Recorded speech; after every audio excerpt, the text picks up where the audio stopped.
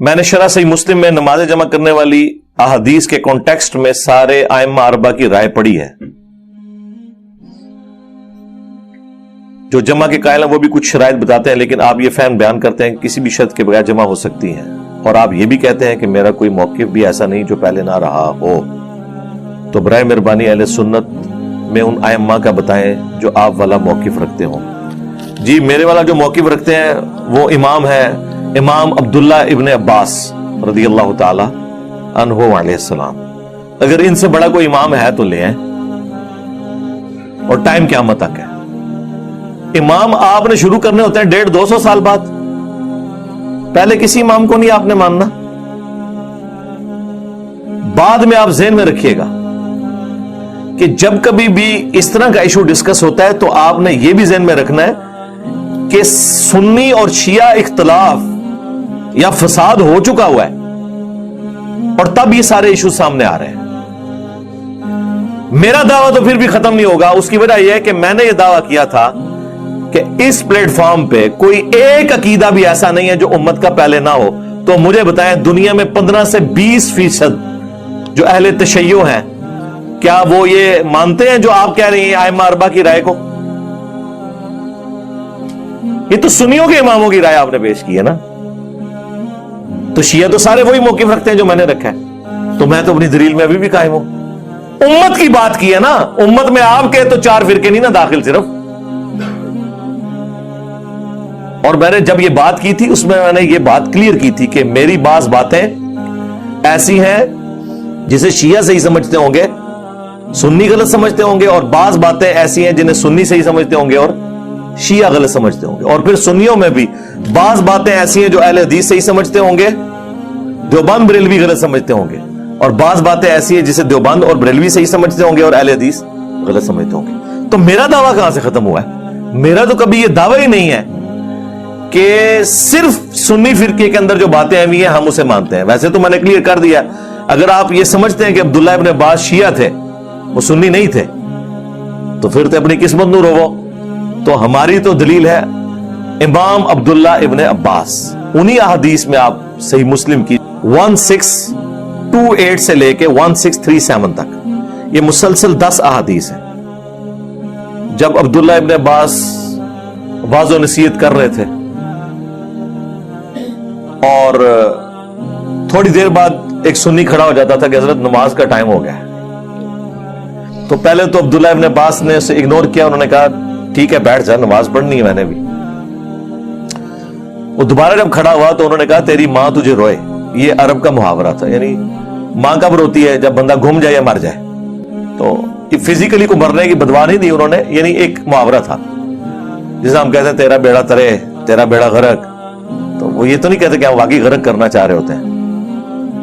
اور یہ محاورے نبی اسلام بھی استعمال کرتے تھے. ایک تو محاورہ بہت استعمال ہوتا تھا وہی حق. اب یہ آپ کو وہ عمر سیریز میں بھی جگہ جگہ نظر آئے گا وہی حق، ہلاک ہو جا تو. اب وہ فزیکلی تو نہیں یہ بات کر رہے ہوتے تھے، ایک محاورتاً بات. تو انہوں نے فرمایا کہ تو مجھے سننا سکھائے گا. اچھا اب یہ بات ہم کر دیں تو کہتے ہیں یہ تکبر کا جملہ ہے. عبداللہ ابن عباس نے کہا کہ تو مجھے سننا سکھائے گا. انہوں نے کسی نے ان کے اوپر تکبر کا فتویٰ نہیں لگایا. پھر انہوں نے فرمایا کہ نبی صلی اللہ علیہ وآلہ وسلم نے بغیر خوف کے بغیر بارش کے مدینہ شریف میں یعنی بغیر سفر کے تینوں عذر اڑا دیے. انہوں نے 3 ہی عذر ہو سکتے ہیں نا. خوف میں جان کا خوف، بیماری کا خوف، یہ سارے خوف ہی ہیں نا. دشمن کا خوف. بغیر بارش کے، بارش میں ظاہر ہے کریٹیکل سچویشن ہے، گھر سے آپ باہر نہیں نکل سکتے. اس زمانے میں تو ویسے ہی نہیں نکل سکتے تھے، کچے راستے، کیچڑ، پانی جمع ہو جاتا تھا. مدینہ شریف میں یعنی بغیر سفر کے. جب وہ یہ کہہ رہے تھے بغیر خوف کے، بغیر بارش کے، بغیر سفر کے، اب سنیوں کے بابوں نے اور ان کے مولویوں نے بیچ میں لگا لیا کہ اس میں یہ تو نہیں لکھا ہوا کہ بغیر کسی وجہ کے. یہ عبداللہ ابن عباس کے فرشتوں کے دماغ میں بھی یہ بات نہیں ہوگی کہ اس میں سے یہ پک کسی نے نکال لینی ہے. وہ یہی تو کہنا چاہ رہے تھے کہ کوئی وجہ نہیں تھی. وہ کہتے نہیں جملہ بولے جب کوئی کہہ رہا ہے بغیر خوف، بغیر بارش، بغیر سفر کے، مراد یہ کہ یہ تین تو بڑی بڑی وجوہات ہیں جن کی وجہ سے نمازیں جمع ہو سکتی ہیں. اس سے یہ بھی ثابت ہو گیا کہ ان تینوں جگہ پہ ویسے ہی ہو سکتی ہیں. یہ اس کے اندر امپلائڈ ہے کہ بارش ہو، خوف ہو، سفر ہو تو آپ نے تو جمع کرنی ہے. اس کے بغیر بھی نبی علیہ السلام نے مدینہ شریف میں ہمیں ظہر عصر کی نمازیں جمع فرمائی اور مغرب اور عشاء کی بھی جمع کی. تو تابعین پوچھتے ہیں کہ یہ رسول اللہ نے عمل کیوں کیا تھا صلی اللہ علیہ وآلہ وسلم؟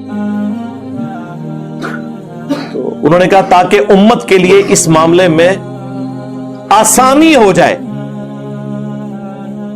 اور کوئی حرج، تنگی باقی نہ رہے.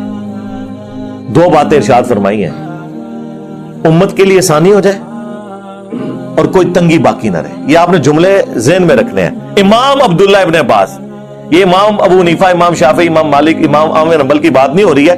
امام عبداللہ ابن عباس جو اس حدیث کے راوی ہیں اور حدیث کا راوی حدیث کا فہم سب سے بہتر جانتا ہے. وہاں کوئی ایک اور سنی بیٹھا ہوا تھا انورٹڈ کاما میں، وہ کہتا ہے کہ جب عبداللہ ابن عباس نے یہ بات کی نا تو میرے دل میں قلق آیا کہ پتہ نہیں یہ جھوٹ ماردا پہ یا صحیح پہ کہندا ہے. کہتے ہیں میں چپ کر کے اس مجلس سے اٹھا اور حضرت ابو ہریرہ کے پاس گیا اور میں نے کہا دیکھیں ابن عباس کس قسم کی باتیں کر رہے ہیں، رافضیوں والی. تو انہوں نے بھی آگے سے ان کو ڈانٹا، ان کا کہ ابن عباس نے جو کہا سچ کہا، یہ تو ابو القاسم کی سنت ہے صلی اللہ علیہ وآلہ وسلم کہ نمازیں جمع کی جا سکتی ہیں علمی مجلس میں. ظاہر کنٹینیوٹی ٹوٹ جاتی ہے نا. یہاں پہ بھی آپ لوگ جب چلے جاتے ہیں تو یہاں انتظامیہ کے لوگ ہم ظہر اور عصر کی نماز کو جمع کرتے ہیں. ظاہر ہے یہ علمی مجلس ہے، بس یہ ایک ہی نماز ہے جو ہم نے یہاں جمع کرنی ہوتی ہے. پھر تو اگلی سنڈے کو یہ اکیڈمی کھلے گی، اکیڈمی بند ہو جائے گی شام کو. یہ تو ایک اسٹوڈیو ریکارڈنگ کی ہے، ملاقات کے لیے ایک بیٹھک ہے. اچھا اب اس میں نا یہ جو مسلم شریف کی حدیث ہے نا، اس کے نیچے کچھ تابعین کی آپس میں ڈسکشن ہے جو نقل ہوئی ہے، امام مسلم نے نقل کی ہے. بعض کی پھر بھی تسلی نہیں نہ ہوتی. وہ کہتے ہیں کہ میرا خیال ہے کہ رسول اللہ نے ظہر آخری وقت میں پڑھی ہوگی اور عصر اول وقت میں پڑھی ہوگی. اچھا یہ جو جملے ہیں نا وہ اٹھا کے کہتے ہیں کہ دیکھیں جی وہ تابعین اس سے مراد جمع تقدیم یا جمع تاخیر نہیں لیتے تھے بلکہ جمع سوری لیتے تھے. اور جمع سوری کو تو سارے ہی مانتے ہیں، جمع سوری تو جمع ہوتی ہی نہیں ہے ایک قسم کی. ظہر آخری وقت میں اور عصر اول وقت میں آپ نے پڑھی تو کون سی جمع ہوئی؟ ظہر کے وقت میں ہوئی، عصر کے وقت میں. اور یہ وہ جمع ہے جسے حنفی بھی کہتے ہیں ٹھیک ہے.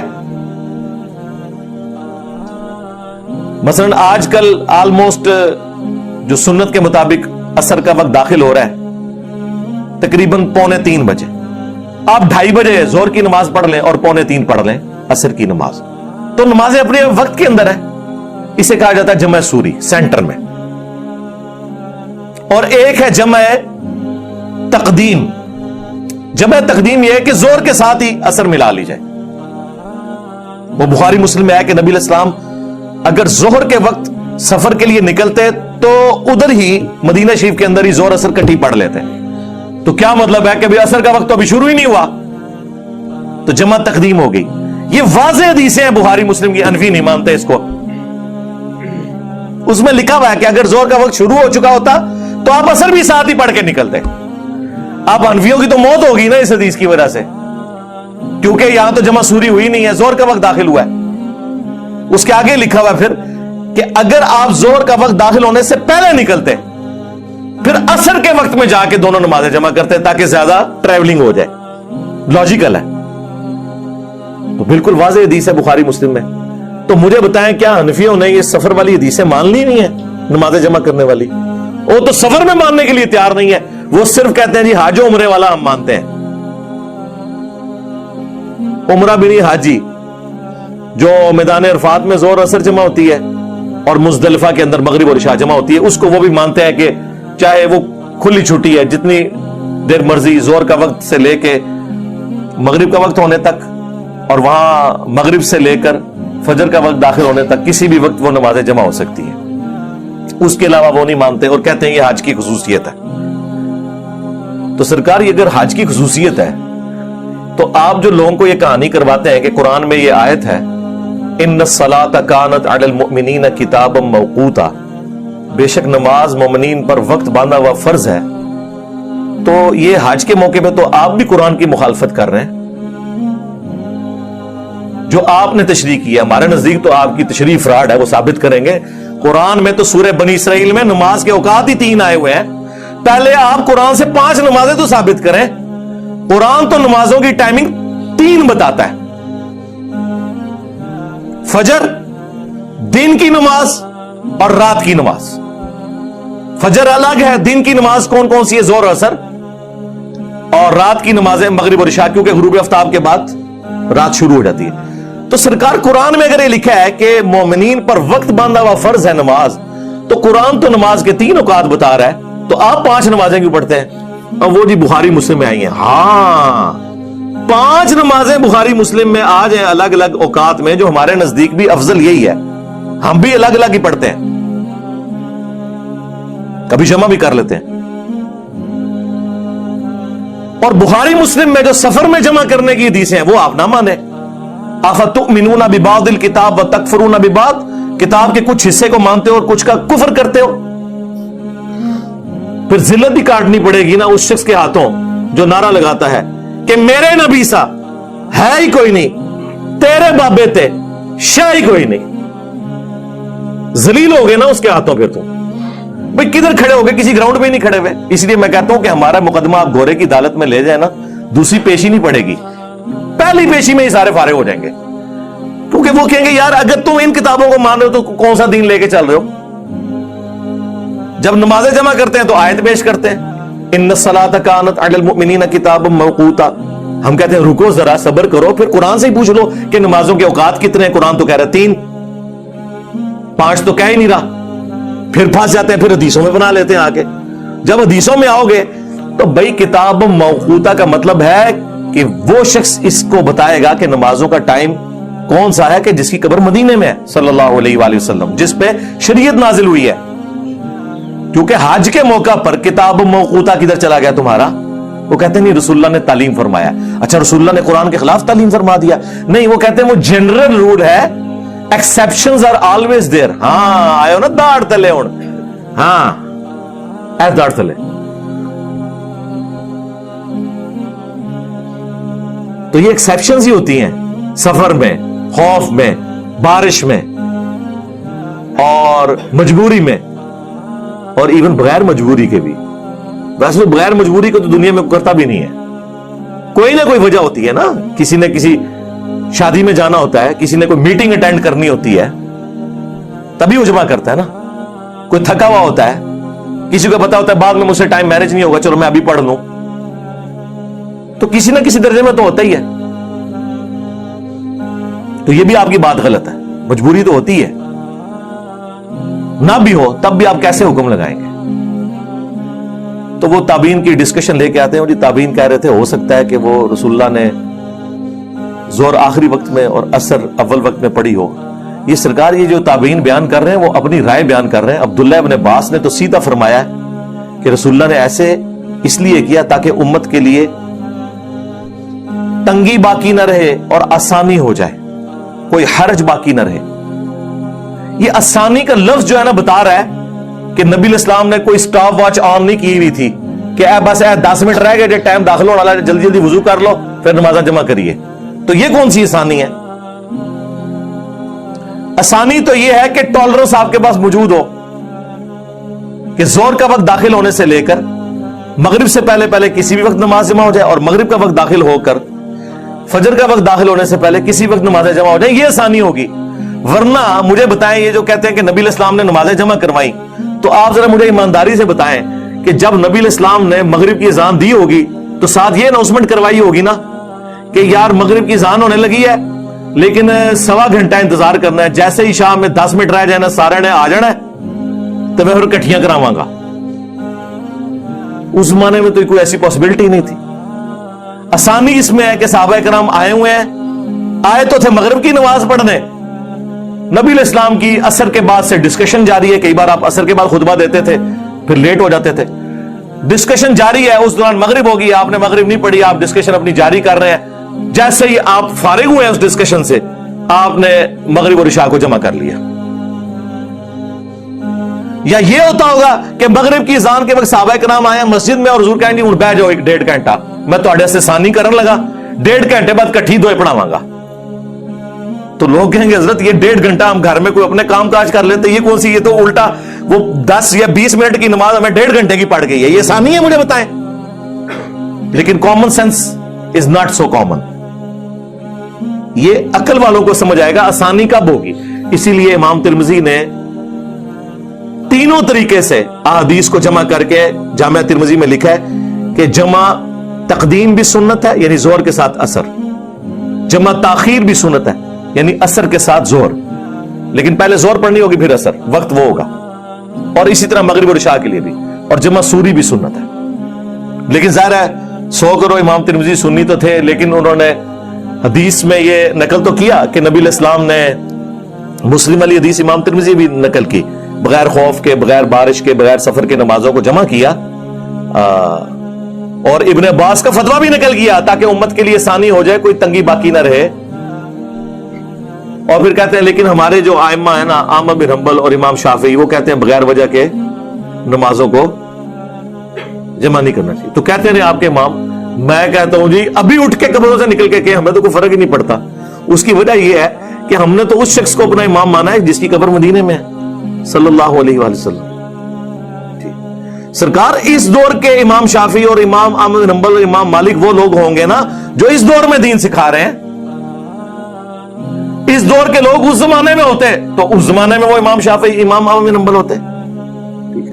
جس طرح میں نے عذرائے تفنن کئی دفعہ کہا ہے کہ آپ نے اگر اس دور کا کوئی انجینئر محمد علی مرزا دیکھنا ہے نا تو امام مسلم کا مقدمہ پڑھیں, حدیث کی صحت کے حوالے سے وہ کتنے سٹرکٹ ہیں.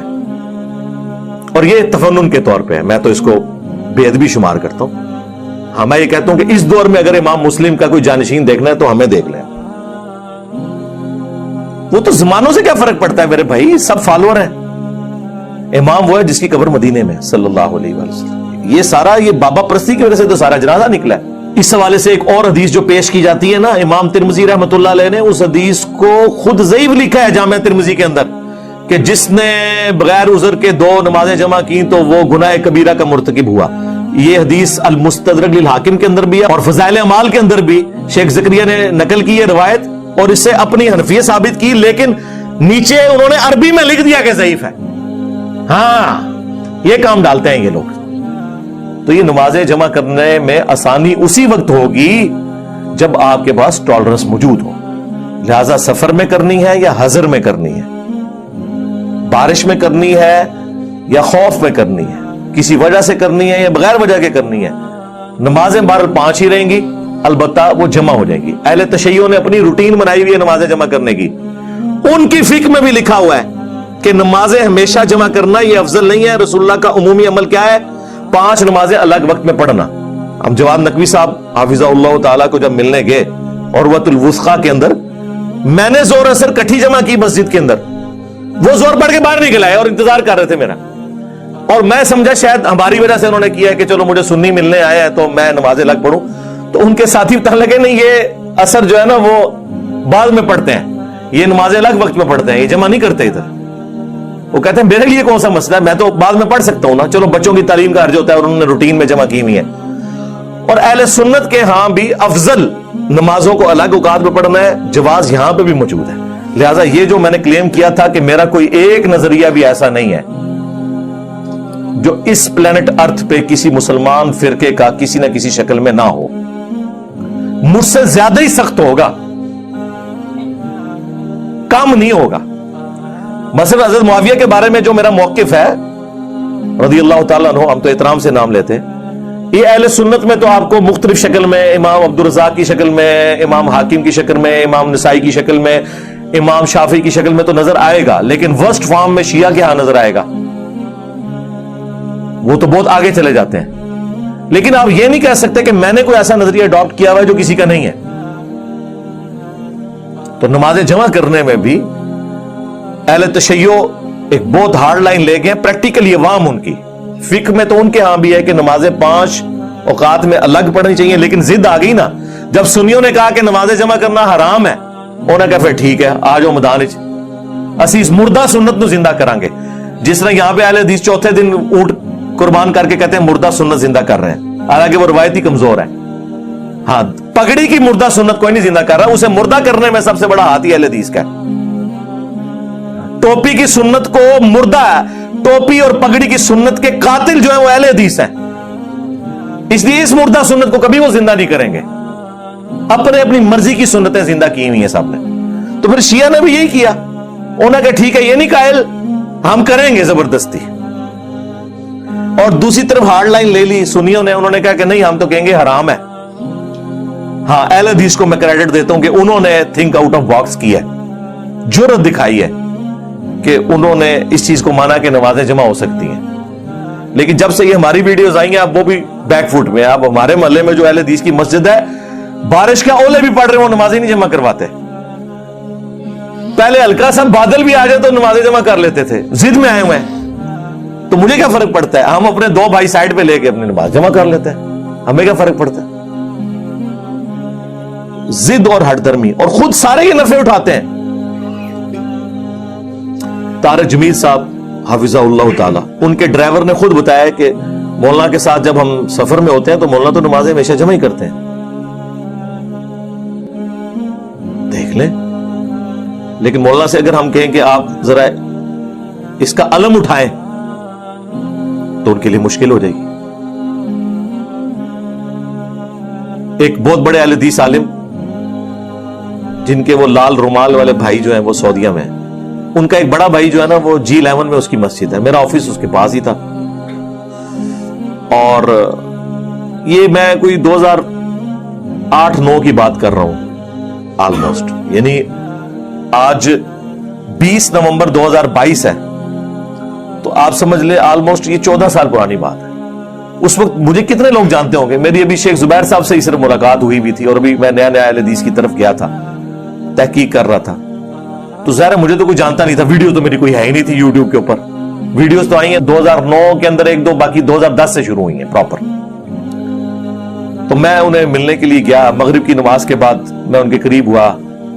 मुझे पता चला कि ये चंद बड़े उलमा में से है ना अहले हदीस के। मैं नाम नहीं लेता, फिर वो पर्सनल हो जाएगा, सबको पता ही है, अहले हदीस को तो पता चल जाएगा कि किसका मैं नाम ले रहा हूं। तो वो गपशप शुरू हुई, तो मैंने उनसे वैसे, जो नया नया बंदा तहकीक में होता है उसे वैसे ही चस्का लेने में मजा आता है इस तरह के। तो मैंने कहा जी, अब ज़ाहिर है मेरा तो वो रिगार्ड उन्होंने करना ही था, ज़ाहिर है एक एटॉमिक एनर्जी का ऑफिसर है, इंजीनियर है, तो वो कोई आम बंदे से तो बात नहीं कर रहे। मैं अपने दोस्तों के साथ गया हुआ था, तो मैंने कहा ये नमाजें जमा करते हैं, ये तो हराम है, ये तो राफजियों का तरीका है। मैंने कहा सर मुस्लिम में 10 हदीसें हैं। अच्छा, उनको ये पता चल गया कि इसे पता है कि मुस्लिम में 10 हदीसें हैं, तो अब एक स्टेप मैंने पीछे आना है। फिर उन्होंने कहा हाँ वो मुस्लिम में है, उसमें सफर में तो आप कर सकते हैं। मैंने आम हालत में हराम की बात की थी। मैंने कहा मुझे पता है कि अहले हदीस सफर में करते हैं, और बारिश में भी, यहाँ कहते हैं हम बारिश में भी कराते हैं हम जमा।